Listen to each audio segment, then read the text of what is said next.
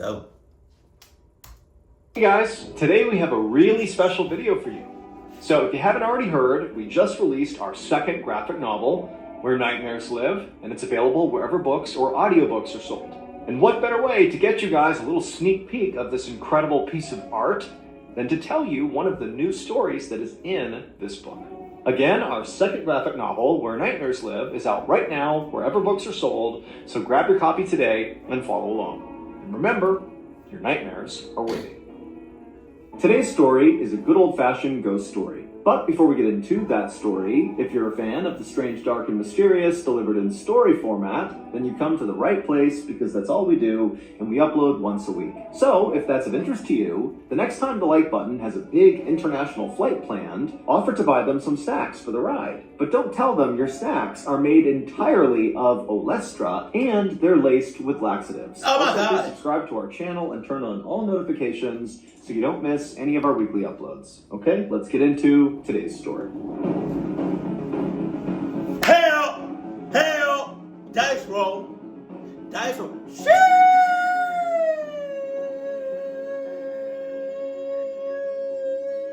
Come on. On the night of January 3rd, 1804, a 22-year-old man named Thomas Millwood sat inside of a local pub in Hammersmith, England, feeling totally annoyed. Now, normally, Thomas was a very upbeat and social person. He worked as a bricklayer, and basically every day after work, he would meet up with his friends at this pub. They would have some drinks and share stories and laugh. It would be a great time. But tonight, it was like everything annoyed Thomas, especially his friends. And as his friends droned on and on about the current drama going on in their town, Thomas finally had just had enough, and before he could stop himself, he stood up and slammed his beer mug down on the table, and right away Thomas knew he had overdone it, because immediately the pub went deadly silent, his friends all stopped, everybody's looking over at Thomas, and Thomas kind of muttered an apology, and then quickly grabbed his coat, he stood up, and just began walking like he was going to leave the pub. And the pub, again, is totally silent as he's walking, and then right as he's about to go out the door, his friends broke the tense silence in the pub, and they called out to him and said, "Hey, be careful out there." And Thomas just looked at his friends and kind of rolled his eyes and said, "Yeah, okay," and then he went outside. Thomas decided he would walk to his parents' house, which was not far away, and he would just sit by the fire and warm up for a bit before he had to go back out later that night to meet up with his wife. His wife worked long hours, and she often worked late, and when she worked late, Thomas would meet her at work and escort her back home, and that's what he was doing tonight. And so Thomas began walking down Black Lion Lane, and per usual, Thomas was basically one of the only people outside. Hammersmith used to be this very friendly and bustling place. It was home to 45,000 people. It was located right on the outskirts of London, and lots of rich people like to go there to vacation. But recently, there had been a string of all these increasingly bizarre sightings, or attacks as people were calling them, in Hammersmith, and it had all the residents completely on edge to the point where people were not going outside. Now, Thomas thought it was totally ridiculous and thought people were completely overreacting, and so he had been doing his best to ignore the drama going on in town, but it was getting harder and harder to do that. As Thomas rounded a corner, he nearly walked into two men that were walking the other direction, and when Thomas looked up to say he was sorry, one of the men screamed, "Get back!" And he was holding a club in his hand, and the other guy had a pistol in his waist, and he had his hand on the pistol grip. Thomas instinctively threw his hands up to show he was not a threat, at which point the man lowered his club, and the other guy took his hand off his pistol, and one of them said to Thomas, "Hey, it's dangerous to be out here alone. You should not be out here by yourself." And then before Thomas could say anything to them, they quickly walked past him and disappeared around the corner. By now, Thomas was only a few houses away from his parents' house, and so he just kind of brushed off the incident and sped walked his way to his parents' house, kind of cursing the two men under his breath for their ridiculous warning about how dangerous it was out here. A minute later, Thomas arrived at his parents' house, and he walked up to the door, and normally his parents would keep the door unlocked, but when he tried it, it was locked, and then a second later, he heard his sister, Anne, inside the house coming to the door, and she called out through the door, "Who's there?" And Thomas is like, "It's me, Anne." But apparently that was not enough, and Anne called through the door, "Well, I don't know if it's really you, so back up so I can see you through the peephole." Thomas rolled his eyes, but he did what his sister asked. He stepped back and allowed her to see his whole person through the peephole, at which point I would have backed up And I would have been like, I forgot what side my tattoos is on. I would have been like, Adidas gang. That's me. He heard Anne fumbling with the lock. The door was unlocked. She opened it up. Thomas stepped inside, and his sister immediately shut and locked the door behind him. And her first question to Thomas was, well, did you see it? Thomas immediately wished he had not come to his parents' house to avoid talking about this stupid topic, but he realized that if he had gone back to his house, he likely would have gotten the same question from his mother-in-law, who lived with him and his wife.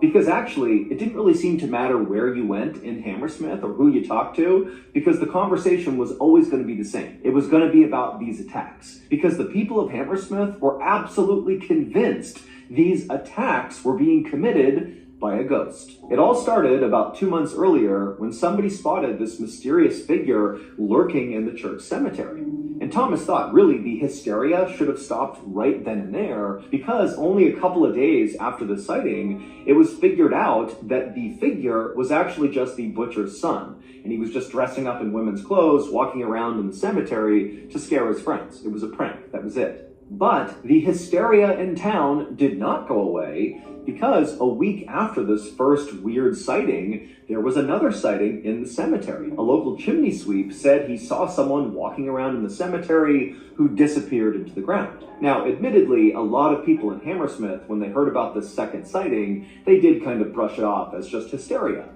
But it was after the second sighting that these so-called attacks began in town. Late one night, a local resident was walking past the cemetery when something came up behind them and began choking them, and this resident was able to break free and run away to safety, but they turned and got a look at whatever was attacking them, and they described it as a phantom. Shortly after that, a local carriage driver was going past the cemetery when they got out for some reason, and then this creature with horns on its head came charging out and confronted the carriage driver, who apparently just turned and ran away, abandoning his 8 horses and 16 passengers. And so by late December, there had been so many more of these strange attacks and weird sightings in town that basically everybody in Hammersmith, save for basically Thomas, was totally gripped by fear. And as terror kind of spread across town, Thomas had attempted to convince his wife and mother-in-law and his family that there was just no way this was a real ghost. This is people's paranoia and their imaginations running wild. That's all this is. But Thomas's theory was really put into question when just a few days earlier, so a few days before he stormed out of the pub because he was so annoyed,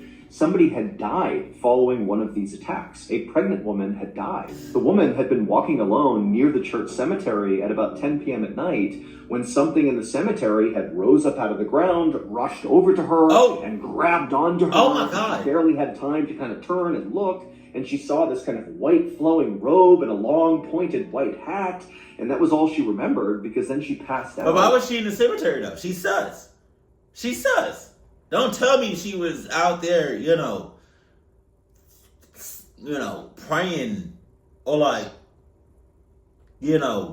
just seeing like a loved one's grave or something. Like, don't tell me that. She's sus. Then she woke up again and she was in somebody's house and her neighbors were all around her. They had found her passed out in the cemetery and carried her there. And so she comes to, and she's only able to choke out the story of what happened to her, the ghost attack, before she died.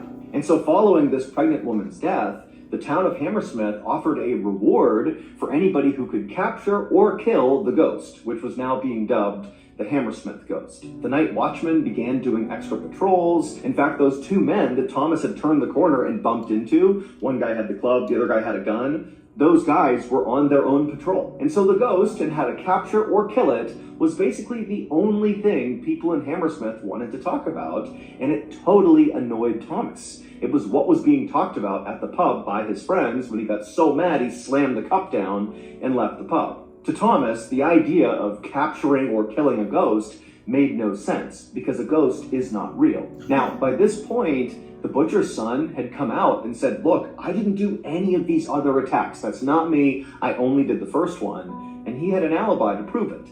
But to Thomas, this didn't rule out that the ghost was not a person, To Thomas, he just felt like, okay, then there's somebody else in town that's just copying the butcher's son's prank, except obviously they've taken the pranks too far because they've gotten someone killed. At about 10 p.m., Thomas was inside of his parents' house, sitting by the fire, just kind of beginning to doze off. And as he sat there, he thought to himself how little he wanted to go out into the freezing cold night to go walk with his wife all the way back home. He'd much rather just stay here and sleep for the night and let his wife walk home on her own. Oh! But when he floated this idea to his sister Anne, who was standing nearby, she exploded on him and was like, "Are you kidding me? You're going to let your wife walk home alone in this environment? She's going to be the next victim of the Hammersmith Ghost. Get out there and protect your wife." Thomas was like, okay. And he got up, he grabbed his jacket, and he walked outside. As soon as Thomas was outside, he was feeling so annoyed at the current situation that he found himself thinking, you know what? If I run into that stupid Hammersmith Ghost, the person disguised as a ghost, I'm going to bum rush them and beat them up. And it will prove... You say that. But it's different. It's a difference between you saying that and then you actually having that encounter. Like, come on. To the entire town that there was never any ghost. It was just a person the whole time. And so Thomas began walking briskly down the road. He turned onto Black Lion Lane, and immediately he saw this big bush off to the side of the road on the sidewalk, and he could have sworn behind this bush there was something or someone crouched down, like they were trying to hide. And so Thomas stopped and he squinted in the direction of this bush. And then at some point, he saw movement enough to confirm to him that that must be a person back there. And suddenly it clicked for Thomas. That must be the person pretending to be this ghost. That's the prankster / murderer. There they are. And so without any hesitation, Thomas balled up his fists and just started sprinting towards this person. At virtually the exact same time, Anne, Thomas's sister, was still in their parents' house, and she was looking out the window kind of roughly in the direction that Thomas had gone, and she heard this loud scream that sounded like a man. Now, she couldn't see her brother, but she's thinking, oh my God, it's coming roughly from the area where he went. What if he's getting attacked by the ghost? And so she bolted outside. Just a couple of minutes after that, a big posse of men came tumbling out of that pub where Thomas had been drinking earlier that night and got really mad and slammed his cup down. So they come stumbling out of the pub, and they were being led not by the night watchman, who was amongst the posse, but instead they were being led by the town's tax collector, a man named Francis Smith, who looked totally disheveled and out of breath and did not look like the type of guy who would be leading a big posse. But here we were. He was leading this posse, and he took them down the road, and they turned the corner onto Black Lion Lane, and as soon as they looked down that same road that Thomas had been on and then seen the person in the bush, the posse, they stopped because they saw a body in the middle of the road, and it didn't appear to be moving. And then crouched over the body was this dark figure that was kind of hunched over this body. And the figure turned and it looked at the posse and let out this unbelievable scream. And the posse just kind of backed up and didn't know what to do. But then the night watchman broke ranks and just began sprinting at the creature that was perched over the body. And the watchman tackled the creature onto the ground and kind of pinned it there. At the same time, the rest of the posse, seeing an opening, rushed over to the body in the road to see if maybe they were alive and if maybe they could help this person. But unfortunately, when they got to the body, they could tell this person was dead. Oh my God. The posse believed they had just discovered the latest victim of the Hammersmith Ghost and the Hammersmith Ghost themselves, the black creature that the watchman tackled onto the ground. But they were wrong. When Thomas had rounded the corner onto Black Lion Lane and he looked into that bush and he saw that figure moving around, it really was a person. It was not a ghost, it was a human being. It was Francis Smith, the town's tax collector, and he was hiding behind the bush. However, Francis was not hiding behind the bush because he was pretending to be the Hammersmith Ghost, like Thomas was assuming, which is why he ran after him. Instead, Francis was hiding behind that bush because he was basically laying in wait for the Hammersmith Ghost. He was hoping the ghost would walk past him and he could run out and capture or kill this thing and get the reward. Basically, Francis was doing the same thing Thomas was doing. The only difference was Francis actually believed in the ghost and Thomas did not. And it was just Thomas's bad luck that that night he had chosen to wear his all-white work clothes. Oh my God. Which, to Francis, who's hiding in the bush, terrified and waiting for the ghost, he sees Thomas in these white clothes, and he was absolutely convinced he was the Hammersmith Ghost. And so when the two men spotted each other, they both attacked, except Francis had a rifle. And so when Thomas ran up to him to basically punch him in the face, Francis just raised his gun and fired. And the bullet hit Thomas directly in the face, which killed him instantly. But after shooting and killing Thomas, Francis had no idea that it was a real person. He was so jacked up on it. If there wasn't a ghost before, there is now.